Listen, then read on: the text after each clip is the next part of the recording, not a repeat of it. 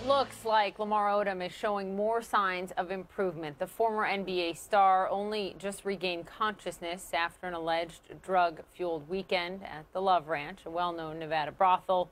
Now a new development. Just a day after he reportedly said hello to his estranged wife, Khloe Kardashian, Khloe's sister, Kim Kardashian, tweeted, "I believe in the power of prayer. Thanks for your prayers, Lammy. So happy Kendall and I could make you smile today.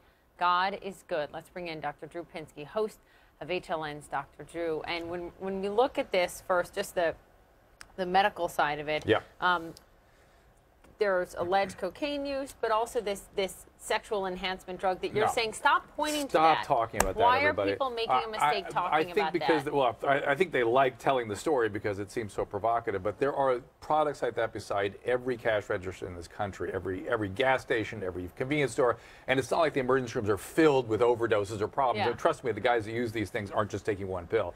It's no problem. But I challenge anybody to walk into any emergency room in this country and not find dozens of complications of drug and alcohol use. So of course that's what's going on here. It has nothing to do with the drug enhancement, the enhancement of drug.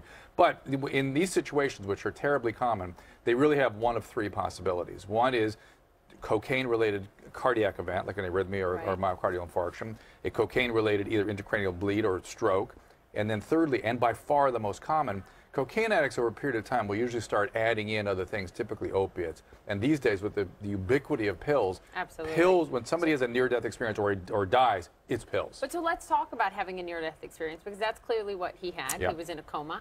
And the road to recovery. Mentally, doctor, what does that do to someone when they are so close to losing everything? Well, near-death experience, when a drug addict experiences that, they will either completely ignore it and move on and continue using, or they will be someone very workable. When the patient really, when an addict really believes they're going to die, if that gets through to them, which is hard, many of them just go right on. My co-host on the HLN program, Mike Cathwood, had something like 9 different near-death experiences, kept right on using, and people do that. But I know when somebody walks in the door and says, you know, doctor, I just nearly died, and I'm going to die if I don't stop this, and I believe them, I know that's a workable patient. You have been very complimentary of Khloe Kardashian and how she has been to him through all of this. I'm interested in what you think she should do now, because she's in a predicament because they're in the middle of a divorce. Right. But you also see someone that you care deeply about going through this. What would help Lamar Odom the most? What would help him the most is a year of treatment, frankly. I mean, he needs to go away for a long time and be completely out of the public eye and completely not even contemplate that he would return to work and just focus on his recovery. Robert Downey Jr. is a good example. Robert Downey Jr. is a wonderful example of that. If you remember his history, he came back to work, relapsed. Every time he came back to relapse, finally he dropped out of sight. Now we have this wonderful recovery and this marvelous career. And That's what can she do for him now? She can continue to do what she's doing, which is setting limits. It's clear to me that she's been trying. The thing about setting limits and leaving when you can do no more for a patient, a lot of people do it out of frustration and anger. She's been doing it out of love and caring. Looks, I can do no more for you. Everyone loves Lamar, but at a certain point you have to leave or you become a part of the problem. What about the people around him? Because his coach and mentor was on Anderson Cooper 360 and said, this is a person, Lamar, who adapts to the people around him.